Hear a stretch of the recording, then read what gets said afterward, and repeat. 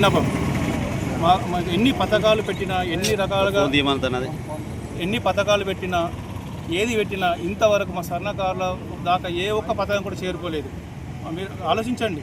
మా సన్నకారుల పథకాలు కానీ, గవర్నమెంట్ ఇచ్చే సబ్సిడీలు కానీ, గవర్నమెంట్ మళ్ళీ ఇంకోటి సన్నకారులకు పెన్షన్ ఏ కులానికి ఇచ్చినా కానీ మా సన్నకారులకు పెన్షన్ అనేది అసలు ఆ స్కీము లేదు, ఆ వ్యవస్థ లేదు.